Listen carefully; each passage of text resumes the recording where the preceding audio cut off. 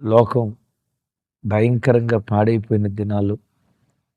ఇలాంటి భయంకరమైన విపత్కర దినాల్లో మన కుటుంబాలను కాపాడుకోవాలంటే దేవుని పాదాలను ఆశ్రయించటానికి మించి ఇంకేం చేయగలం చెప్పండి? తప్పకుండా కుటుంబ సమేతంగా ప్రార్థనలో పాలొందుతారు కదూ! మీరు అలా పాలొందటమే నాకిచ్చే గౌరవం, నాకిచ్చే కానుక. మేమెప్పుడూ కానుకలు ఇవ్వండి, కానుకలు పంపండి అని ఏనాడు మేము నోటితో అడిగిన వాళ్ళం కాదు. కానీ మీ దగ్గర నుంచి కోరుకునేది మీ డబ్బును కాదు గానీ మిమ్మల్నే కోరుకుంటున్నాం. మీరు మాకివ్వగలిగే కానుక కుటుంబ సమేతంగా ఈ దినం ప్రార్థనలో పాలొందాలని, ప్రేమతో మీ కుటుంబాల్లోనే ఉండి పాలొందాలని ప్రేమతో మీ అందరికీ మనవి చేస్తున్నాను. మంచిది. ఈ దినం ఓ ప్రత్యేకమైన వర్తమానం. దేవుని మీదే ఆశ పెట్టుకో, అద్భుతాలు చూస్తావు. లోకంలో మనం బ్రతికేటప్పుడు ప్రతి మనిషి ఎవరో ఒకరి మీద ఆశ పెట్టుకుంటాడు. పిల్లలు తల్లిదండ్రుల మీద, వృద్ధాప్యంలో ఉన్న తల్లిదండ్రులు పిల్లల మీద, భర్త భార్య మీద, భార్య భర్త మీద, బంధువుల మీద, రక్త సంబంధీకుల మీద, స్నేహితుల మీద, చెలికాళ్ళ మీద, ప్రతి వ్యక్తి ఎవరో ఒకరి మీద నమ్మకం పెట్టుకొని బ్రతుకుతాడు, ఆశ పెట్టుకొని బ్రతుకుతాడు. నేనంటాను, మనుషులను నమ్ముట కంటే, మనుషుల మీద ఆశ పెట్టుకోవటం కంటే దేవుని మీద ఆశ పెట్టుకోవటం ఎంత అద్భుతమైన విషయమో కదా. ఆయన మీద ఆశ పెట్టుకొని బ్రతుకు, అద్భుతాలు చూస్తావు. రండి వాక్యం ధ్యానించుదాం. కీర్తనల గ్రంథం 146 కీర్తన 5వ చరణం. ఎవనికి యాకోబు దేవుడు సహాయుడగునో, ఎవడు తన దేవుడైన యెహోవా మీద ఆశ పెట్టుకునునో వాడు ధన్యుడు. విన్నారా? ఎవనికి యాకోబు దేవుడు సహాయుడగునో, ఎవడు తన దేవుడైన యెహోవా మీద ఆశ పెట్టుకొనునో వాడు ధన్యుడు. ఎవరి మీద ఆశ పెట్టుకోవాలి? ఎవడు యెహోవా మీద, తన దేవుడైన యెహోవా మీద ఆశ పెట్టుకుంటాడో వాడు ధన్యుడు. ఇక్కడ యాకోబును గురించి ప్రస్తావించాడు. యాకోబు దేవుడు ఎవరికి సహాయుడగునో, యాకోబు దేవుడు ఎవరికి సహాయుడవుతాడు? ఆయన మీద ఆశ పెట్టుకునే ప్రజలకు ఆయన సహాయకుడు. తమ్ముడు, చెల్లి, నా వైపు చూడు. గుండె లోతుల్లో నుంచి నా ఆశ నీవేయ్యా. ఆశగొన్న ప్రాణాలు తృప్తిపరిచే దేవుడవు నీవే అయ్యా.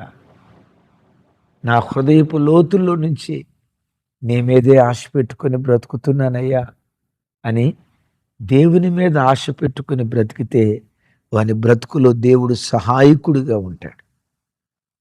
ఎవరికి యాకోబు దేవుడు సహాయుడగునో, ఎవరికి యాకోబు దేవుడు సహాయుడవుతాడు?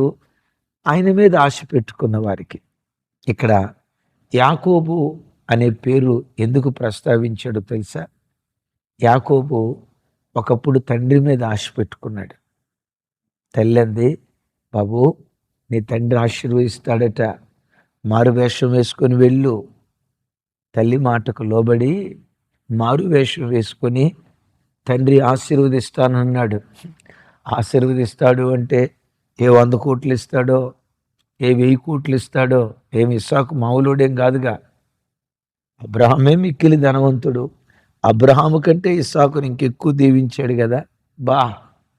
మా తాతయ్య కుబేరుడు, మా నాన్న అపర కుబేరుడు. నన్ను ఆశీర్వదిస్తానంటే ఏ 1000 కోట్ల ఆస్తి నా పేరు రాస్తాడో అని అనుకున్నాడు. ఏదో చేతులైతే మాటలతో ఆశీర్వదించాడు. నాన్న ఇక్కడ ఉండొద్దులే, నువ్వు ఇక్కడ ఉంటే మీ అన్న చంపేస్తాడు, పద్దనరాముకు వెళ్ళు అన్నాడు. వెళ్ళమన్నాడు కదా, ఇప్పుడు ఇస్తాడేమోలే ఆస్తిలో కొంత వాటా అనుకుని ఆశ పెట్టుకున్నాడు. ఇచ్చాడు ఇస్సాకు. ఏమిచ్చాడో చెప్పమంటారా? చేతికర్ర.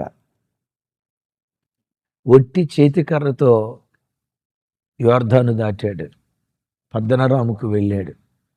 నా తండ్రి ఏదో ఇస్తాడు, ఇచ్చాడు. ఎండిపోయిన కర్ర, ఒట్టి చేతులు చూయించాడు. ఈ వాక్యం వింటున్న తమ్ముడు, చెల్లి, కన్న తల్లిదండ్రులే ఒకవేళ నీకు మోసం చేసి నీకు రావాల్సిన ఆస్తి నీకు రాకుండా నీకు ఆస్తి పంచే విషయంలో ఒట్టి చేతులు చూయించారా? ఒకవేళ కన్న తండ్రి కన్న తల్లి పేద స్థితిలో ఉండి నీకేమీ ఇవ్వలేని అచేతన స్థితిలో వాళ్ళు మిగిలిపోయారా? కలవరపడకో, యాకోబును గుర్తుకు తెచ్చుకో. యాకోబు పద్దనరాముకు వెళ్ళాడు. తన మేనమామ లాబాను దగ్గరికి వెళ్ళాడు. లాబాను యాకోబును చూడటంతో ఓ అద్భుతమైన పాట పాడాడు. ఏ పాట చెప్పమంటారా? ఏదేను తోటలో అవ్వమును చూసి ఆదాము ఏ పాట పాడారో ఇంచుమించు అదే పాట. నా ఎముకలో ఎముక, నా మాంసంలో మాంసం, నా మేనల్లుడా అచ్చం నాగులాగే ఉన్నావు. చూడు చూడు చూడు, మేనమాంసాలు చెవు కోసుకున్న బాదంట. నా అల్లుడా అచ్చం నాగులాగే ఉన్నావు. నీ ముక్కు చూడు, నా ముక్కులాగే ఉంది. నీ కళ్ళు చూడు, నా కళ్ళులాగే ఉన్నాయి. ఆ మేనమామ మాట్లాడిన మాటలకి యాకోబు ఉబ్బి తబ్బిబ్బైపోయి మామ మీద ఆశ పెట్టుకున్నాడు. వింటున్నారా? అయితే మామ 14 సంవత్సరాలు పని చేయించుకొని జీతం ఇలా భార్యలనిచ్చాడు. భార్య కోసం వెళ్తే భార్యలనిచ్చాడు. ఎంత మోసం చేశాడు. అప్పుడు యాకోబు నాన్న మీద ఆశ పెట్టుకున్నా, మామ మీద ఆశ పెట్టుకున్నా, మొండి చేతులు చూయించారు. వీళ్ళ మీద ఆశ పెట్టుకోవటం ఎందుకు? నా దేవుని మీద ఆశ పెట్టుకుంటా. దేవుని మీద ఆశ పెట్టుకొని 6 సంవత్సరాలు ఎండకు ఎండి, వర్షానికి తడిచి, మంచుకు నాని, రాత్రిపూట కనులకు నిద్ర దూరం చేసుకొని ఓ కర్షకుడిలాగా కష్టపడి పనిచేశాడు. జస్ట్ స్పాన్ ఆఫ్ 6 yearsలో లాబానును తలదన్నేంత స్థితిమంతుడిగా మారి ఒట్టి చేతులతో యోర్దాను దాటిన యాకోబు ఇప్పుడు అదే యోర్దాను దగ్గరికి మహానయుము సైన్యంలాగా 2 గుంపులుగా చీలిపోయేంత మహాసైన్యంగా దేవుని చేత ఆశీర్వదించబడ్డాడు. యాకోబు యోర్దాను దగ్గరికి వచ్చినప్పుడు ఓ రకంగా పుట్టుడు దుఃఖంతో ఈ మాట అంటాడు. నీవు శాకుని చేసిన సమస్త ఉపకారములకును సమస్త సత్యమునకును అపాత్రుడను. ఎట్లనగా నా చేతి కర్రతో మాత్రమే ఈ యోర్దాను దాటి తిని ఇప్పుడు నేను 2 గుంపులైతిని. ఆమేన్, ఆమేన్. ఎవరి మీద ఆశ పెట్టుకున్నాడు యాకోబు? తన దేవుడైన యెహోవా మీద ఆశ పెట్టుకున్నాడు. తమ్ముడు, లోకంలో ఎవరెవరి మీదో ఆశ పెట్టుకొని వారందరూ మోసం చేశారా? నీ బ్రతుకు నట్టేట ముంచారా? అను, అయ్యా యాకోబు ఏ దేవుడి మీద ఆశ పెట్టుకున్నాడో నేను ఆ దేవుని మీద ఆశ పెట్టుకుంటానయ్యా. యాకోబు నీ మీదే కదా ఆశ పెట్టుకుంది, నేను నీ మీదే ఆశ పెట్టుకుంటానయ్యా అని అడుగు. ఎవడు నిన్ను మోసం చేయాలని ప్రయత్నం చేశాడో వాడిని తలదన్నేటట్లుగా నా దేవుడు నిన్ను తలగా నిలవబెట్టునుగాక. వాక్యం అంటుంది, ఎవనికి యాకోబు దేవుడు సహాయుడగును. ఎవరికి యాకోబు దేవుడు సహాయుడవుతాడు? ఈ దేవుని మీద ఎవడు ఆశ పెట్టుకొని బ్రతుకుతాడో. యాకోబు ఆశ పెట్టుకొని బ్రతకటం మాత్రమే కాదు తమ్ముడు, చెల్లి, ఇందాక చెప్పే కదా, ఎండకు ఎండాడు, వానకు తడిచాడు, మంచుకు నానాడు, ఎన్నో నిద్రలేని రాత్రులు గడిపాడు, కర్షకుడిలాగా కష్టపడ్డాడు. నేనంట, ఎవరినో నమ్ముకోకు తమ్ముడా, దేవుణ్ణి, నీ కష్టాన్ని నమ్ముకో. ఎవరి మీదో ఆశ పెట్టుకోకు, నీ దేవుని మీద, నీ కష్టం మీద ఆశ పెట్టుకో. అద్భుతాలు చూడటానికి దేవుడు కృప చూపిస్తాడు. యాకోబు దేవుడే నీ దేవుడై ఒక వింతైన రీతిలో మహానయము సైన్యంలాగా నా దేవుడు నిన్ను దీవిస్తాడు. ఉద్యోగం చేస్తున్నావా? కష్టపడి చేయి. వ్యాపారం చేస్తున్నావా? కష్టపడి చేయి. చదువుకుంటున్నావా? కష్టపడి చదువుకో. మీకు వాక్యం బోధించే మీ అన్న, మీ కుటుంబ సభ్యుడిని నేనున్నానే. నేను ఎప్పుడు చెప్తా, ఒకటి నా దేవుని మీద ఆశ పెట్టుకుంటా, రెండవది నా కష్టం మీద ఆశ పెట్టుకుంటా. ప్రతిరోజు అరుణోదయ దినం వర్తమానం ఇవ్వటం, మీకు ఇది 20, 25, 30 నిమిషాల నిడివే. ఈ 30 నిమిషాల వాక్యం కొరకు 2-3 గంటలు పనిచేయాలి. 2-3 గంటలు ప్రతిరోజు ఎర్లీ మార్నింగ్ మెసేజ్ ఇవ్వటం నేను చెప్పినంత తేలిక కాదు. మీరు వింటున్నంత అవలీలగా జరిగే కార్యక్రమం కాదు. నేనంట కొన్నిసార్లు వాక్యం చెప్పేటప్పుడు కళ్ళకు నిద్ర లేక, ఆ నిద్రమత్తు కళ్ళతో వాక్యం చెప్పిన దినాలు ఎన్నో ఉన్నాయి. ఈరోజు ఇన్ని లక్షల మందికి మన పరిచర్యని ఎందుకు దీవెన కారణంగా నిలవబెట్టాడు చెప్పమంటారా? ఆశ దేవుని మీద.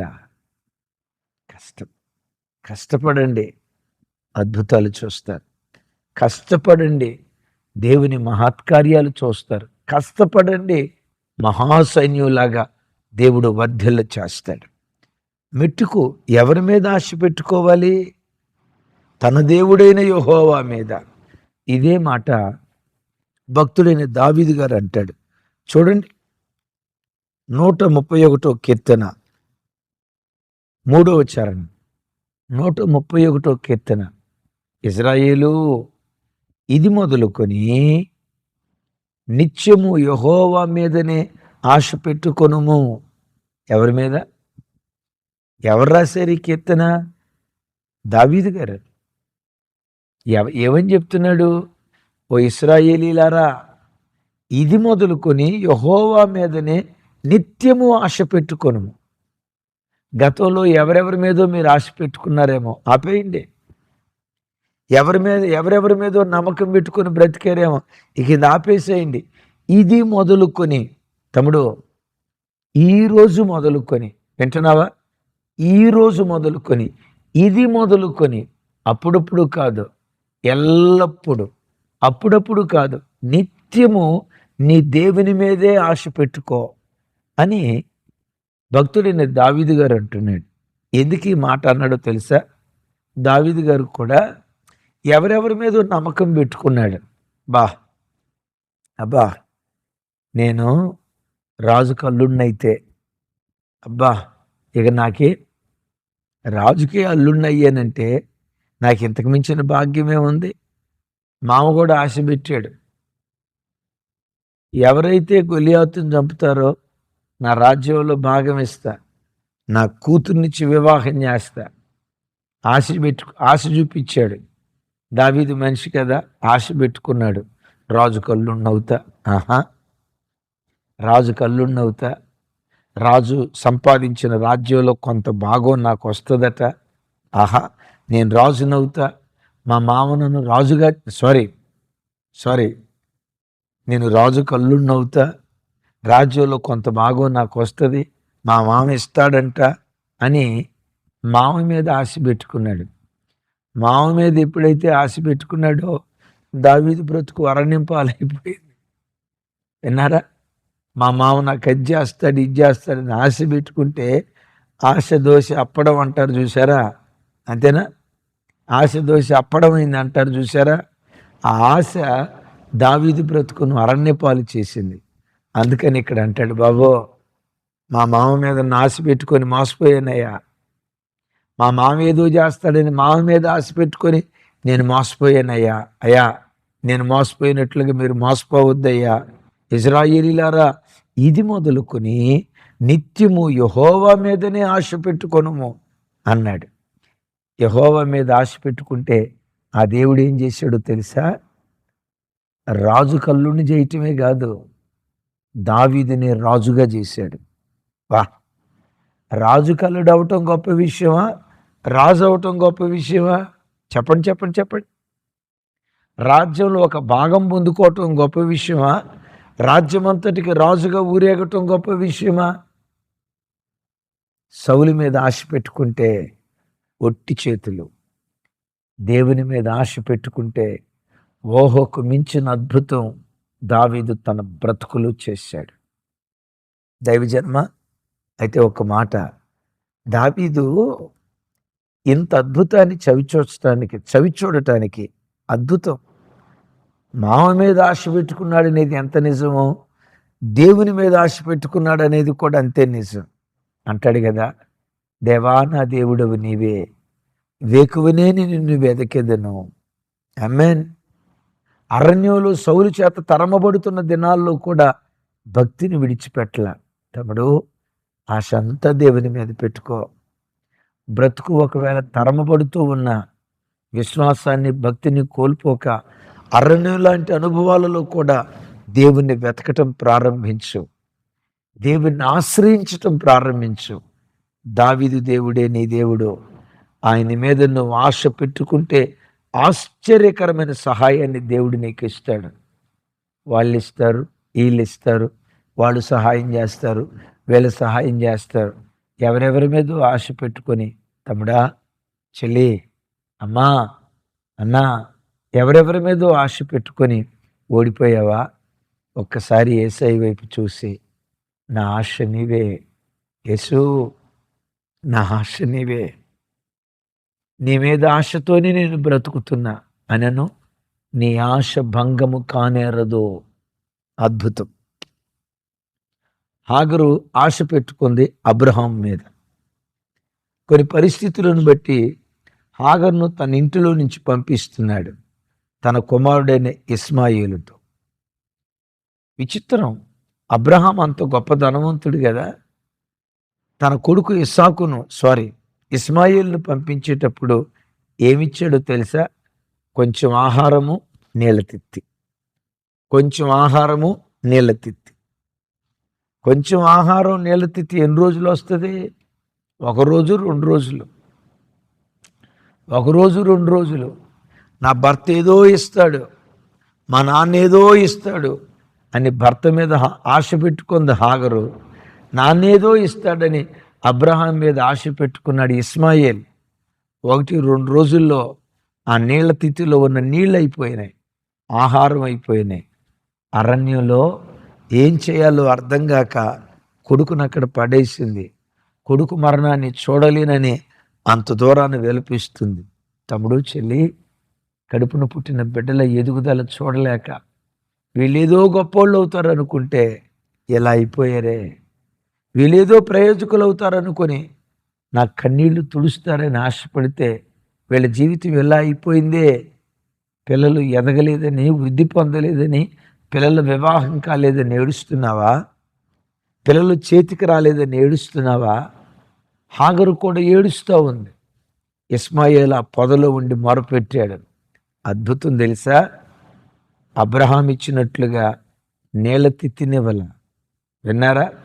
తన తండ్రి ఇచ్చినట్లుగా నీళ్ళ తిత్తినివ్వల, తన భర్త ఇచ్చినట్లుగా నీళ్ళ తిత్తినివ్వల. ఆ పరలోకపు తండ్రి, పరలోకపు భర్త ఇస్మాయిలుకు, హాగరుకు నీటి ఓటనిచ్చాడు. నీటి ఓటనిచ్చాడు. అద్భుతం చెప్పమంటారా? అబ్రహాం ఇచ్చిన నీళ్ళ తిత్తి 1 రోజుకు సరిపోయింది. భర్త ఇచ్చిన నీళ్లు 1 రోజుకు సరిపోయినాయి. పరలోకపు భర్త ఇచ్చిన నీళ్లు ఎప్పటికీ ఆ నీళ్లు ఉబుకుతానే ఉన్నాయట. హాగరు నీటి ఓట అని ఇజ్రాయేల్ దేశంలో ఉందట, అరణ్య ప్రాంతంలో, షూరు ప్రాంతంలో ఉందట. ఎప్పటికీ ఆ నీటి ఓట దగ్గర నీళ్లు ఉబుకుతూ ఉన్నాయి. తండ్రి అబ్రహాం ఇచ్చిన నీళ్లు 1 రోజుకు సరిపోయాయి.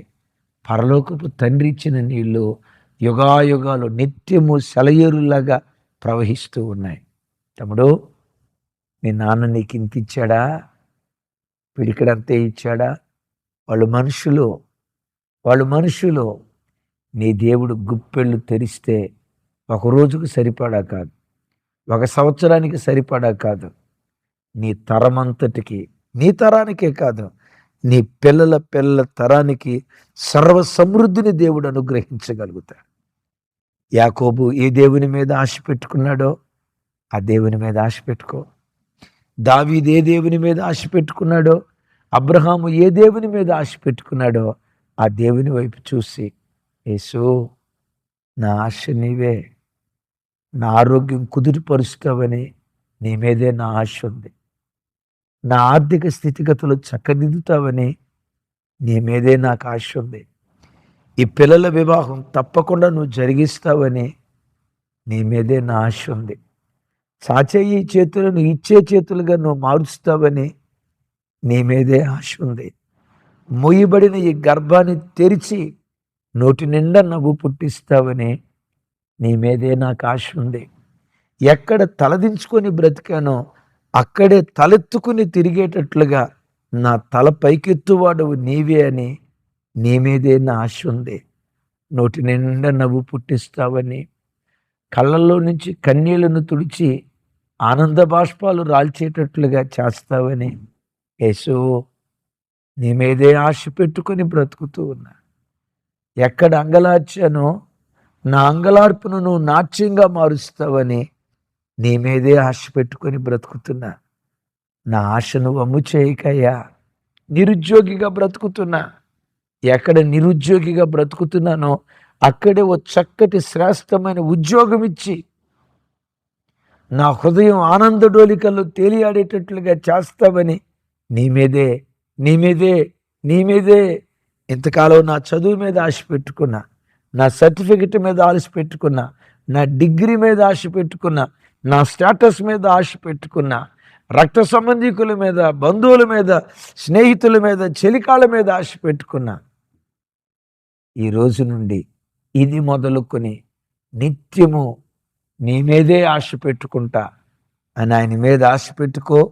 అద్భుతాలు చూసే రోజుగా ఈరోజు నా దేవుడు ప్రతిష్ఠించునుగాక.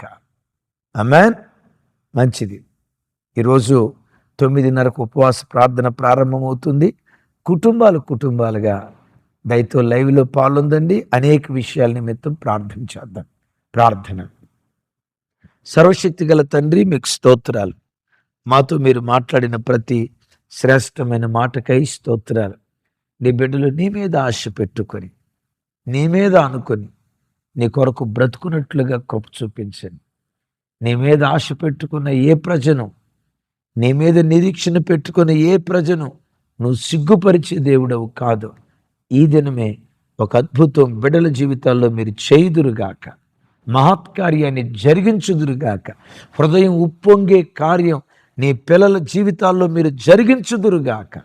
సమస్త ఘనతలు మీకు ఆరోపిస్తూ యేసు నామం పేరిట ప్రార్థించి స్తుతించి పొంది ఉన్నాము తండ్రి. తండ్రి అయిన దేవుని ప్రేమ, కుమారుడైన యేసుక్రీస్తు వారి దివ్య కృప, పరిశుద్ధాత్మ దేవుని సహవాసం మనకు సకల పరిశుద్ధులకు సదా తోడయుండి నడిపించునుగాక. ఆమేన్, ఆమేన్, ఆమేన్.